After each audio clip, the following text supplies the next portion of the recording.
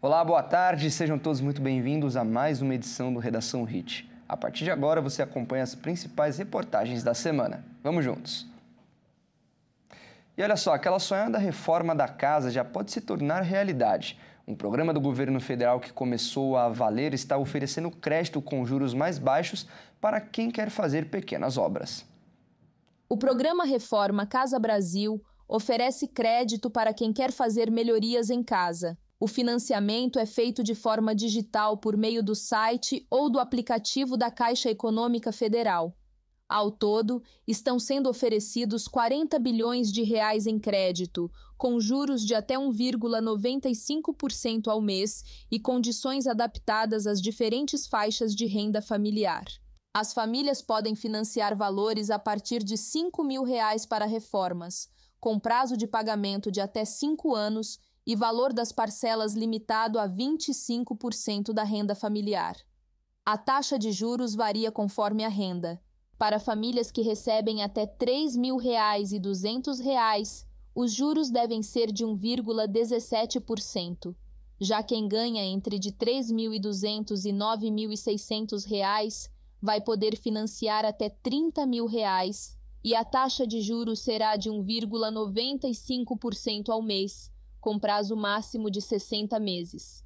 E as famílias com renda acima de R$ 9.600, o financiamento pode ser de até 50% do valor do imóvel, respeitando o limite máximo de R$ 1.125.000. Os juros também vão ser de até 1,95% e o prazo para pagamento deve ser de até 180 meses. Os recursos devem ser usados para compra de materiais, pagamento de mão de obra e serviços técnicos, como projetos e acompanhamentos de obras. O programa foi desenvolvido pelos Ministérios das Cidades e da Fazenda, em parceria com a Caixa. A previsão é atender 1,5 milhão de famílias. E o Feirão Limpa Nome, que oferece descontos para negociar dívidas, vai até o dia 30 de novembro. Essa é a chance de usar o 13º salário para pagar as contas. Quase 80 milhões de pessoas estão inadimplentes no país, a maior marca da história. São pessoas que, por algum motivo, não conseguiram pagar as contas em dia e ficaram com o nome sujo. No Brasil, as dívidas com bancos e cartões de crédito representam 27,2% do total. Depois, vêm as contas básicas, como luz e água, 21,33%. E os débitos com financeiras, 19,92%. Segundo as empresas participantes, existe a oportunidade de pagar parcelas de menos de R$ 10 por mês. A negociação pode ser feita pela internet, no aplicativo e presencialmente nas mais de 7.000 agências dos Correios, de graça. A ação não é apenas para inadimplentes, quem tem dívidas em aberto. Mesmo antes de negativar o nome, também pode negociar e evitar o bloqueio de crédito. Os participantes da COP30 já estão chegando em Belém, no Pará, e com eles os altos preços aparecem. Alguns itens mais consumidos pelos visitantes são os líderes na inflação no norte do país, entre eles o açaí. A disparada do preço dos hotéis é a velha conhecida do noticiário, e o IBGE confirmou. A hospedagem em Belém subiu quase 25% nos últimos 12 meses. Foi mais que o dobro da média nacional. Outro item muito comum entre os copeiros é do meio de transporte. Em Belém, a tarifa do táxi saltou mais de 24% nos últimos 12 meses. Foi a maior alta do país no período e novamente mais que o dobro da média nacional. Em várias capitais da pesquisa IBGE, não houve aumento do serviço de táxi no último ano. Para completar a lista de más notícias para os participantes e turistas, o açaí teve aumento de 18,55% em Belém. O preço da fruta mais tradicional do Pará disparou e foi na contramão de outros itens. O aumento foi impulsionado por uma combinação de fatores, incluindo mudanças climáticas, entre-safra e a demanda global. E a expectativa da conferência contribuiu para a inflação local. Já a banana prata e o melão caíram na capital. Para quem vai estar na cidade para os dias da conferência, uma das poucas boas notícias serve para enfrentar o calor que passa dos 30 graus todos os dias. Segundo o IBGE, o sorvete ficou quase 14% mais barato no último ano em Belém. A tendência foi totalmente na contramão da alta da média nacional. Mesmo assim, os dados do IBGE mostraram que a inflação média ao consumidor na capital do Pará foi bem parecida com o restante do Brasil. O Índice Nacional de Preços ao Consumidor Amplo teve uma alta de 5,42% em um ano, enquanto o IPCA do Brasil subiu 5,17% no mesmo período de 12 meses até setembro. E a previsão do mercado financeiro para o Índice Nacional de Preços ao Consumidor Amplo, considerando a inflação oficial do país, passou de 4,56% para 4,55% este ano. A estimativa foi divulgada pelo Banco Central. Vamos ver. Para 2026, a projeção da inflação permaneceu em 4,2%. Para 2027 e 2028, as previsões são de 3,8% e 3,5%, respectivamente. A estimativa para este ano ainda está acima do teto da meta de inflação, que deve ser perseguida pelo Banco Central. Definida pelo Conselho Monetário Nacional, a meta é de 3%, com intervalo de tolerância de 1,5 ponto percentual para cima ou para baixo. Ou seja, o limite inferior é 1,5% e o superior de 4,5%. Depois de queda em agosto, em setembro, a inflação oficial subiu 0,48%, com influência da alta da conta de luz. Em 12 meses, o Índice Nacional de Preços ao Consumidor Amplo acumula 5,17%, segundo o Instituto Brasileiro de Geografia e Estatística. Em reuniões anteriores, o Copom decidiu interromper o ciclo de alta da taxa de juros, mantendo a Selic em 15% ao ano, sob a justificativa de que o ambiente externo está mais adverso, por conta das políticas comerciais e fiscais adotadas pelos Estados Unidos. O Procon de Dourados divulgou a nova pesquisa de preços dos combustíveis. Os valores seguem estáveis, mas para a população o valor ainda está alto. Os valores do etanol, diesel comum e S10 e gasolina comum e aditivada foram divulgados pelo Procon de Dourados, que realizou uma pesquisa em 40 estabelecimentos da cidade e distritos. O menor preço encontrado da gasolina comum foi R$ 6,14, do etanol R$ 3,79, do diesel comum R$ 5,79 e do diesel S10 R$ 5,95. Pode-se considerar que os preços sejam estáveis. A diferença foi muito pouca, 0,15% em relação à pesquisa anterior. Então nós consideramos que os preços em Dourados eles são estáveis. Seja completando o tanque ou abastecendo um valor específico, o resultado no final do mês é o mesmo. O preço do combustível vai pesar no bolso. Eu sempre estou abastecendo, encher não. Está sempre subindo, né? Baixasse era bom, ainda mais para quem anda de Opala, né? E o trabalhador precisa se organizar para decidir quando e onde abastecer. Para mim tá aumentando, hein? Entendeu? Que nem a gente trabalha meio longe assim na fazenda, né? A gente tem que abastecer e voltar aí. A diferença entre o menor preço encontrado na gasolina comum e o maior preço é de 4,07%. Já no etanol, a diferença é de 23,75%.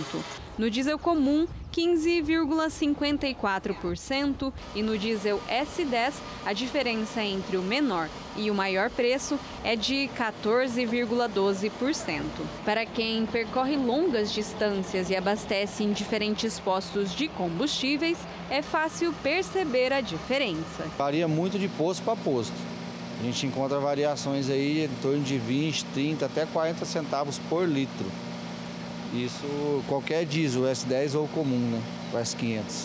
Diversos fatores impactam no preço dos combustíveis e o Procon de Dourados verifica mensalmente os valores, comparando com o cenário nacional e estadual. Os preços no cenário nacional e também no cenário regional e estadual, e os preços têm se mantido estáveis também. Então, por hora, o Procon não tem verificada a questão de uma abusividade. Além dessa questão, também existe uma questão que é a liberdade econômica, né? O fornecedor tem certa liberdade, né, de fixar o seu preço conforme que ele compra, até porque ele tem seus custos. Entretanto, o PROCON ele vai atuar quando há uma abusividade, o que a gente não verificou por hora. Dados mostraram que as mulheres ganham 21% a menos do que os homens, mesmo com o aumento do número de mulheres no mercado de trabalho. 54 mil empresas com 100 ou mais trabalhadores foram analisadas para o relatório anual de informações sociais, que avaliava a desigualdade salarial no setor privado do Brasil. Os dados mostraram que as mulheres recebem 21% a menos do que os homens. Em março do ano passado, a diferença era de 19% e desde então vem crescendo cada vez mais. A remuneração média das mulheres é de R$ 3.900 e a dos homens é de R$ 4.900. Mesmo com o aumento do número de mulheres no mercado de trabalho, entre mulheres negras e homens não negros, a desigualdade salarial é ainda maior. A remuneração dos homens não negros chega a ser 114% superior. Isso porque eles ganham, em média, R$ 6.300 e as mulheres, R$ 2.900. A ministra das Mulheres, Márcia Lopes, comentou o quanto é urgente combater essas desigualdades mais profundas, principalmente a que afeta as mulheres negras. Segundo um levantamento, os principais motivos usados pelas empresas para justificar as diferenças salariais são tempo de experiência nas empresas, cumprimento de metas de produção e a existência de plano de cargos, salários ou carreira. Dados da Organização Internacional do Trabalho mostram que o Brasil poderia ampliar sua economia em 382 bilhões de reais se houvesse mais políticas voltadas à igualdade de gênero nas empresas. O Banco Mundial também disse que caso as mulheres tivessem as mesmas oportunidades que os homens no mercado de trabalho, o PIB global poderia crescer mais de 20%. E olha só, a nossa equipe conversou com a soldado do Corpo de Bombeiros Poliana. Ela se tornou a primeira mulher da corporação do estado de Mato Grosso do Sul a concluir o curso de salvamento em altura, um marco histórico de grande responsabilidade e que abre caminhos para outras mulheres. 17 de outubro, uma data que já virou um marco histórico para os bombeiros de Mato Grosso do Sul. Isso porque, aos 30 anos, a soldado Poliana Vruck se tornou a primeira mulher no estado a concluir o curso de salvamentos em altura. Quando a gente entra no curso de formação, a gente se depara com uma vasta área que é o bombeiro, né? Não é só incêndio ou resgatar um gatinho na árvore, por exemplo. Tem muitas outras coisas, né? Desde salvamento aquático, salvamento veicular, terrestre e o salvamento em altura também. A capacitação a qualifica para atuar em casos específicos, principalmente em ocorrências envolvendo mulheres. O mais novo distintivo no peito já é motivo de orgulho. Durante 47 dias, ela foi a única mulher de um grupo de 20 militares que passaram pela especialização na Escola Superior de Bombeiros, em Franco da Rocha, no interior de São Paulo. Tudo acima de 2 metros a gente é considerado salvamento em altura, né? Então, trazendo para a nossa realidade, resgate de operário que está fazendo algum serviço em prédio, que fica preso em via, alguém ou veículos ou pessoas que caem no córrego, né? E precisa desse resgate. Em Mato Grosso do Sul, a corporação conta com cerca de 2.500 militares. Até então, apenas 13 deles detinham essa especialização, que agora passa a contar com um reforço feminino da Poliana. Poliana, como é para você receber essa qualificação? É um grande privilégio estar especializada nessa área e acarreta também muita responsabilidade. Integrante da turma de soldados formada em 2024, a bombeira encara o feito com naturalidade. Afinal, não é de hoje esse fascínio pelas alturas. Antes de entrar no curso, eu já tive algumas experiências um pouquinho radical, vamos dizer assim. Em questão de fazer rapel em lugares um pouco inusitados. Minha mãe até fala que eu sou muito adrenalizada para a família, né? A partir de agora, ela foca nos próximos desafios e deseja que, daqui para frente, não esteja mais sozinha nesse seleto grupo de especialistas. Como fui a primeira, isso significa que o caminho está aberto, que outras também são capazes e podem chegar lá também. E um passeio tem feito muito sucesso entre os turistas que são levados para o Lago do Cuniã, que fica em Porto Velho, na Rondônia, com mais de 36 mil crocodilos na reserva extrativista. A experiência leva grupos de cerca de até 8 pessoas para explorar a reserva que é lar dos gigantes, que surgem para acenar e se exibir diante das embarcações e até provoca gritos dos aventureiros. O passeio dura cerca de 2 horas e segue até o Igarapé do Campo, conhecido pela diversidade de fauna e flora. Durante a estação seca de junho a outubro, as chances de avistar jacarés aumentam, já que eles se concentram em áreas menores do lago. Na época chuvosa de novembro a maio, os crocodilos costumam ficar mais dispersos e discretos entre as águas. O turismo de base comunitária no Lago do Cuniã começou a ser desenhado em 2019, a partir de uma iniciativa do Instituto Chico Mendes de Conservação da Biodiversidade e da Secretaria de Estado do Desenvolvimento Ambiental. A proposta era criar um plano de visitação que valorizasse o modo de vida das comunidades ribeirinhas da reserva. A experiência é conduzida por moradores locais, que sabem exatamente como se aproximar com segurança e respeitar os limites dos animais para a contemplação da vida silvestre. 100 escorpiões foram encontrados em uma residência em Campo Grande. Um morador colecionava os animais há mais de 6 meses. O Centro de Controle de Zoonoses encontrou aproximadamente 100 escorpiões no bairro de São Jorge da Lagoa, em Campo Grande, capital sul-mato-grossense. O morador da residência vinha colecionando as espécies há 6 meses. Essa informação foi confirmada pela Secretaria Municipal de Saúde, que reiterou o seu alerta sobre o aumento de casos durante períodos de calor e chuva. Durante uma inspeção técnica solicitada pelo próprio morador, a equipe do CCZ descobriu que ele armazenava uma coleção de escorpiões mortos, coletados ao longo de mais de 180 dias. Os escorpiões provinham de vários locais, mas o homem não soube fornecer os endereços exatos. Nestes meses, os escorpiões costumam aparecer com mais frequência, já que buscam abrigo em locais secos e com alimento disponível, como baratas. Por isso, o CCZ reforça as medidas de prevenção e pede que a população mantenha a atenção redobrada neste período. A principal forma de evitar acidentes é eliminar possíveis abrigos e fontes de alimento. A orientação são manter quintais e áreas externas sempre limpos, sem entulhos, folhas ou materiais de construção. Controlar baratas que servem como alimento aos escorpiões. Vedar ralos, frestas e tubulações. Instalar vedadores em portas e janelas. Manter caixas de inspeção e esgoto bem tampadas. Sacudir roupas, sapatos e toalhas antes de usar.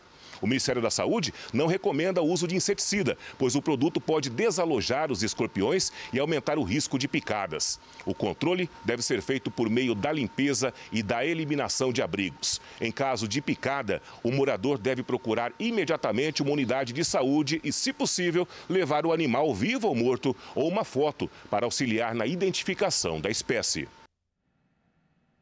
E pela primeira vez, o IBGE divulgou o ranking dos sobrenomes mais populares do Brasil. Como é do conhecimento geral, o sobrenome Silva é o mais comum, com 34 milhões de cidadãos, e Santos veio em segundo lugar. E até o sobrenome do nosso missionário aparece na lista dos mais populares. Confira. O ranking do IBGE revelou que 34 milhões de brasileiros têm o sobrenome Silva. Santos é o segundo mais popular, com 21 milhões de pessoas. Na sequência, entre os 10 primeiros colocados, aparecem Oliveira, Souza, Conzé, Pereira, Ferreira, Lima, Alves, Rodrigues e Costa. Já entre os 20 sobrenomes mais comuns, há ainda o Souza com S, Gomes, Nascimento, Araújo, Ribeiro, Almeida, Jesus, Barbosa e em 19º lugar, entre os mais populares, aparece o sobrenome do missionário R.R. Soares. Sim, Soares está entre os 20 mais comuns no Brasil, com 2.615.000 cidadãos. No site do IBGE, é possível consultar outros sobrenomes mais populares e mais detalhes.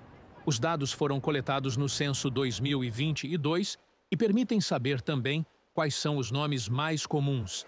Maria, entre as mulheres, e José, entre os homens, continuam sendo os mais usados. E você vai ver a seguir. Mês de novembro faz conscientização sobre o diagnóstico do câncer de próstata.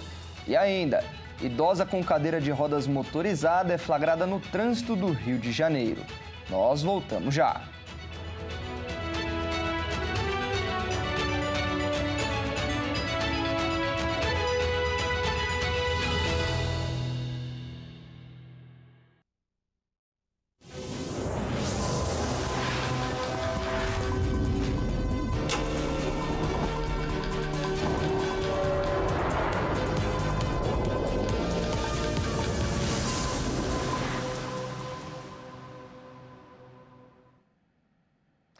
Estamos no mês de novembro e com ele a campanha de conscientização sobre o diagnóstico precoce do câncer de próstata.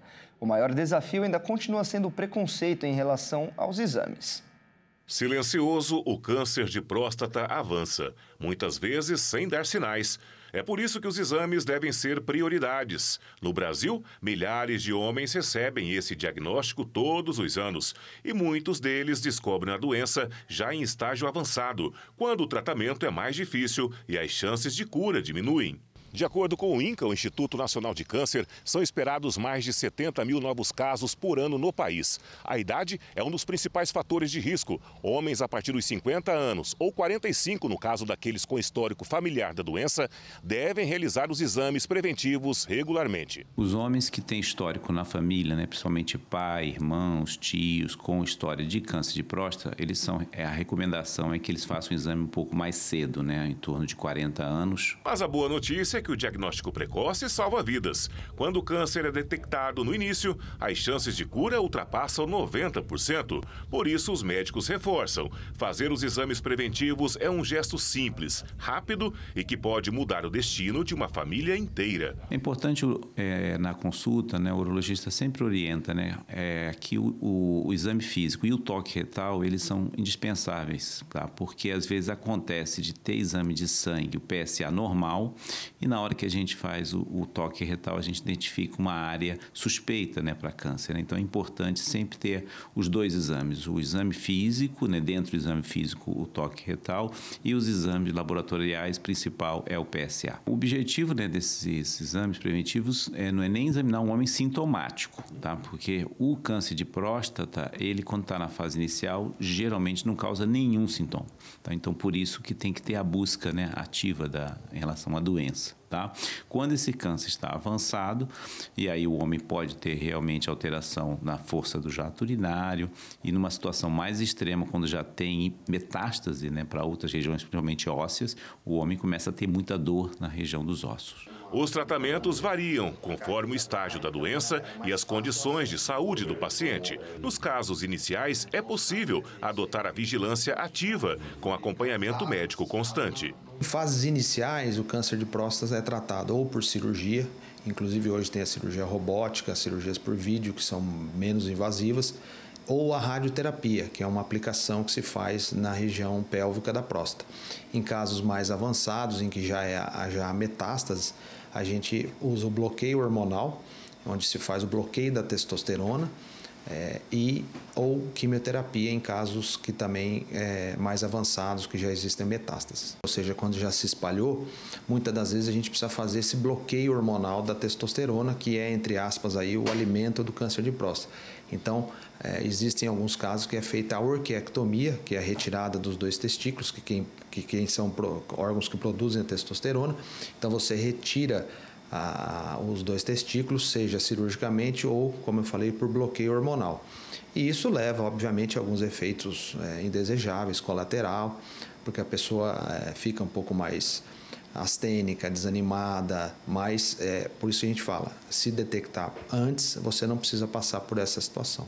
Nos últimos anos, os avanços tecnológicos têm permitido tratamentos menos invasivos e com menores efeitos colaterais, aumentando a qualidade de vida dos pacientes. O desafio é que ainda existe muito preconceito, mas vencer essa barreira é um ato de amor próprio. Cuidar da saúde não é sinal de fraqueza, é sinal de coragem. Essa vergonha, essa dificuldade em procurar um médico pode ser a diferença entre a vida e a morte do paciente, porque se diagnosticar numa fase inicial, esse paciente vai ter uma taxa de cura muito maior, ao passo que se ele deixar mais avançado, a situação fica muito mais difícil. Então, deixar esse recado de que essa vergonha nesse momento inicial, ela pode ser a diferença entre você ter uma qualidade de vida e estar vivo ou sofrer com uma doença muito grave que pode levar à morte. O câncer de mama é uma doença que, embora mais comum em mulheres, também atinge os homens e muitas vezes de forma ainda mais agressiva. A falta de informação e o preconceito ainda são os maiores obstáculos enfrentados no combate à doença. Pouco se fala sobre o câncer de mama em homens. E é justamente esse silêncio que pode ser perigoso. A doença representa cerca de 1% dos casos registrados no mundo. Para cada homem diagnosticado, há uma história de luta, medo e superação. Na maioria das vezes, eles sequer imaginavam que poderiam ter o mesmo tipo de câncer que tantas mulheres enfrentam. A agressividade do câncer de mama em homens é uma das grandes preocupações dos especialistas. Apesar de biologicamente semelhante ao que ocorre nas mulheres, a doença costuma evoluir de forma mais rápida e perigosa entre pacientes do sexo masculino. Isso porque o tecido mamário dos homens é menor, o que facilita que o tumor atinja estruturas próximas, como músculos e gânglios linfáticos. Assim, mesmo um nódulo pequeno pode significar um estágio avançado. Primeiro, o homem não pensa que pode ter câncer de mama, então ele não valoriza o nódulo. Que, aliás, é até mais fácil de você perceber um nódulo numa mama masculina do que na feminina, mas ele ignora. O homem já tem uma tendência natural a ignorar alterações no seu corpo. Ele se preocupa menos com a saúde que a mulher. Então, ele ignora aquele nódulo. Quando percebe, já está avançado. E o outro problema é que, como tem menos parênquima, esse câncer, ele invade muito mais rápido a parede do tórax, né? Então, ele invade mais rápido o músculo, a costela e até órgãos internos do tórax. Então, a evolução acaba sendo mais rápido. Isso, associado a um diagnóstico mais tardio, leva ao prognóstico pior, né? A evolução mais rápida desse câncer. Quando os sinais estão lá, se ignorados, podem se tornar grandes ameaças. O problema é que muitos homens não veem como possíveis vítimas dessa doença e, por isso, deixam de procurar um médico a tempo. Não existe um exame preventivo padrão para rastrear câncer de mama masculino, que no caso da mulher é a mamografia. Então, quer dizer, se ele percebeu um nódulo, uma alteração, uma ferida na mama, ele deve procurar o seu médico. É preciso dar atenção também aos fatores de risco para realizar um trabalho de prevenção adequado. Com o tratamento, as chances de cura aumentam consideravelmente, mas para isso é preciso vencer o preconceito e o medo. Obesidade, sedentarismo, menarca precoce, que é a menopausa a primeira menstruação muito cedo, menopausa tardia, que é a menopausa acima de 60 anos na mulher, e também no homem, essa parte da obesidade e principalmente um fator genético. Normalmente segue o tratamento como é na mulher, né? A parte cirurgia, primeira cirurgia normalmente, depois químio, radioterapia, e a gente faz também o bloqueio hormonal. Na dependência da biologia tumoral que apareça, a gente faz esse bloqueio hormonal. Vamos fazer o diagnóstico precoce, que tem chance de 90% a 95% de cura. Marcos é um exemplo de luta e superação contra a doença. Hoje, curado, incentiva homens com cuidado com a saúde.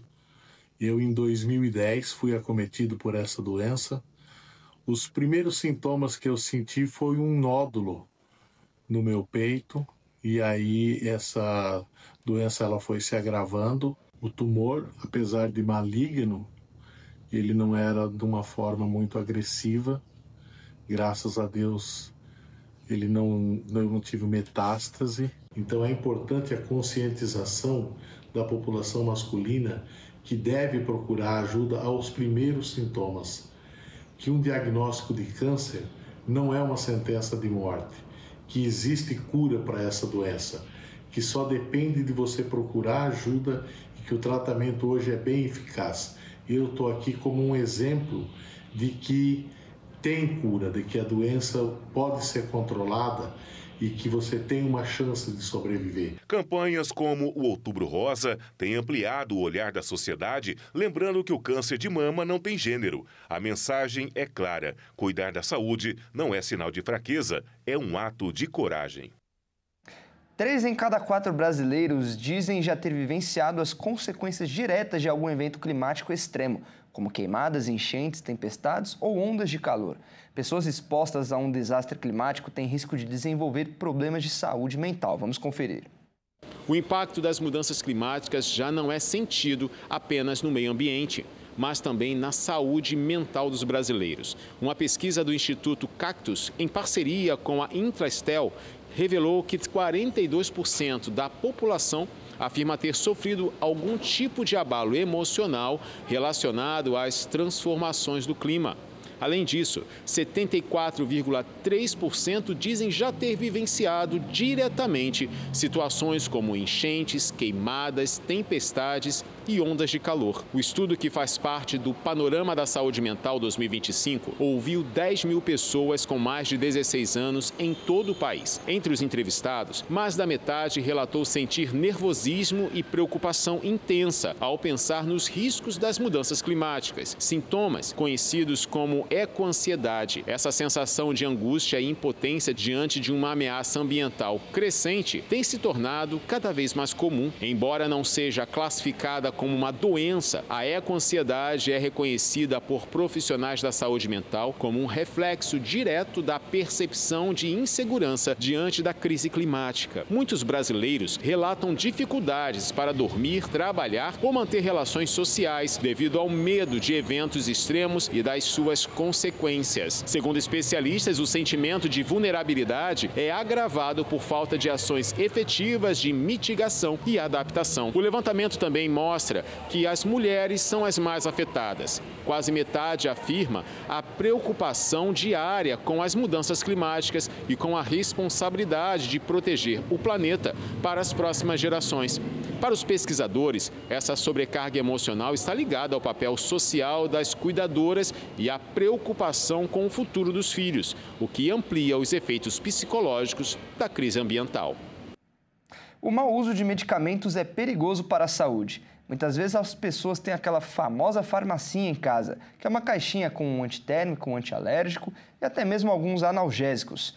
Pois é, muitos têm esse costume de se automedicar, principalmente quando os sintomas são mais leves. Mas saiba que há risco e os problemas à saúde podem piorar. Quando ficam doentes, algumas pessoas recorrem à caixinha de remédios que têm em casa. Eu vejo como risco, mas porém a gente sente dor por causa do trabalho da gente, a gente vai lá e compra. A prática é mais comum quando a pessoa sente dor de cabeça, gripe, resfriado, dores musculares, febre e dor de barriga. Mas esse hábito de se automedicar representa um risco à saúde. É o que explica a presidente do Conselho Regional de Farmácia. Você vai mascarar uma febre, isso é um risco, porque a febre, né, é uma maneira com que o corpo ele tem para te contar que alguma coisa não está de acordo. Então, você retarda a busca por um acompanhamento, por uma consulta, onde você pode dar início, sim, e trazer um benefício para a sua saúde.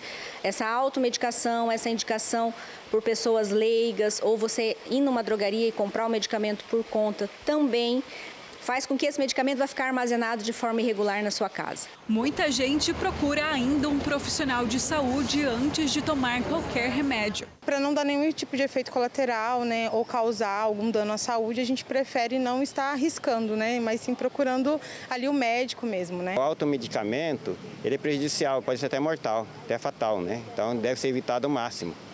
E o profissional, ele estudou para isso, né? Então tem que segui-lo, né? Desde o início do ano, o Conselho Regional de Farmácia já recolheu mais de 600 quilos de medicamentos vencidos. Por lei, o descarte deve ser feito nas farmácias e drogarias. O descarte correto é feito através da incineração. Em Mato Grosso do Sul, nós só temos uma região aqui que faz essa incineração, que é na região de Dourados. Então, quando você tiver um medicamento em desuso, vencido, né, ou por algum outro motivo que você não está utilizando, busque por uma drogaria, por uma farmácia ou drive. A gente tem os drives, onde a gente faz esse recolhimento de forma gratuita, onde a sociedade pode levar esse medicamento para que seja entregue na mão do farmacêutico para que a gente possa fazer esse descarte correto. E olha só, uma mulher com uma cadeira de rodas motorizada foi flagrada andando no meio do trânsito, em uma avenida bastante movimentada do Rio de Janeiro. Uma idosa foi flagrada dirigindo uma cadeira de rodas motorizada em meio aos carros na Avenida Rei Pelé, próximo ao estádio do Maracanã, na zona norte do Rio. Nas imagens, é possível perceber que os outros veículos ultrapassam a senhora em alta velocidade. O homem que filmou o episódio disse que registrou o momento, pois não achou a situação normal. A infração, que teria sido filmada no último sábado, preocupou motoristas que passavam pela via, uma das mais movimentadas da região. E agora é hora de falar de esportes com Felipe Takahashi. Boa tarde, Fê, seja muito bem-vindo. Boa tarde, vamos agora para mais um bloco de esportes. E vamos começar com uma grande novidade. A Arábia Saudita apresentou um ambicioso projeto de um estádio suspenso, como se fosse um enorme prédio. Conta pra gente. Pois é, esse é o Sky Stadium, o primeiro estádio suspenso do planeta, e será um projeto inovador para a Copa do Mundo de 2034. E com certeza esse enorme projeto custará muita grana. Muita grana. O estádio, com impressionantes 350 metros de altura, será construído no coração do megaprojeto urbano The Line, na futurista região de Neom. E custará $1 bilhão. Vamos conferir. Com capacidade para 46 mil torcedores, o estádio será totalmente integrado a uma estrutura vertical e sustentável, alimentada por energia solar eólica. A conclusão está prevista para 2032, 2 anos antes da Copa do Mundo de 2034, que será sediada pelo próprio país. Mais do que um estádio, o Sky Stadium simboliza a visão ousada da Arábia Saudita de unir tecnologia, arquitetura extrema, projeção global dentro do plano estratégico Visão 2030, que busca diversificar a economia e transformar o país em um epicentro mundial de turismo e inovação. Engenheiros e especialistas ressaltam o desafio monumental de erguer uma arena desse porte em tal altitude, exigindo soluções inéditas de transporte vertical, ventilação e segurança. Um projeto que redefine não apenas o conceito de estádio, mas o próprio futuro das cidades. Realmente é um belo projeto. E mudando de assunto, parece que saiu um ranking que lista quais são as ligas mais fortes do mundo, não é? Isso mesmo, Fê, e a lista foi feita pela Opta, que é uma empresa de dados esportivos. Eu só espero que o Brasileirão esteja muito bem colocado nessa lista, viu? Porque com certeza temos times muito qualificados aqui no Brasil. Então talvez eu te dê uma má notícia. Isso porque a nossa querida competição ficou em 8º lugar, perdendo até para a 2ª divisão do campeonato inglês e para o campeonato belga.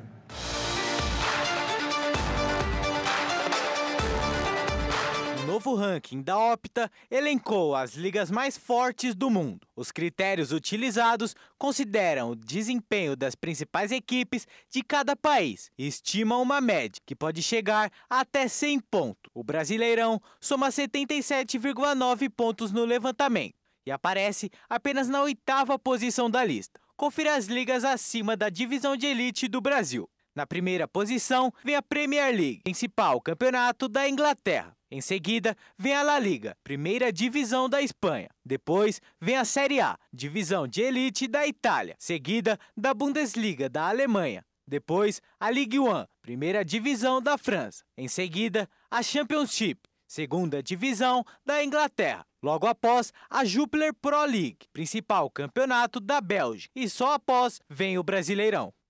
E por falar em campeonato brasileiro, nessa grande campanha do Palmeiras, um jogador tem se destacado muito. E agora vem chamando a atenção de um gigante da Inglaterra.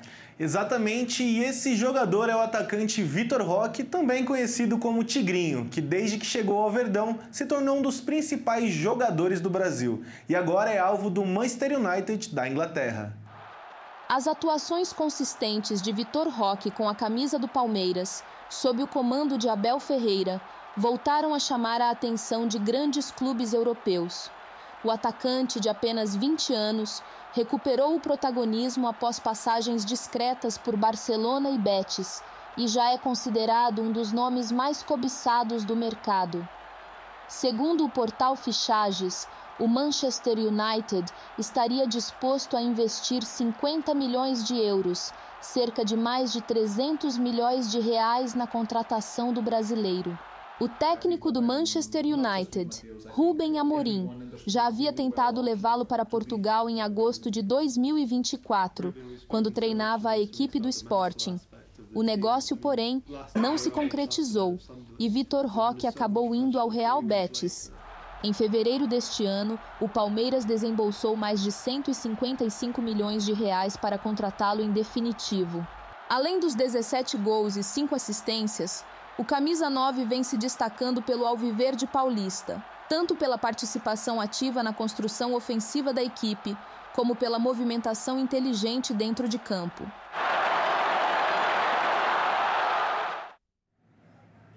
Bom, Fernando, e essas são as notícias do esporte. Eu fico por aqui. Um bom domingo para você e a todos de casa. Tá certo, Felipe. Muito obrigado pelas notícias do esporte de hoje. Ótimo domingo para você também. Bom, e esta edição fica por aqui. Se você quiser rever alguma das nossas reportagens, é só acessar o canal Jornalismo Hit TV no YouTube. Ótimo domingo a todos e até mais!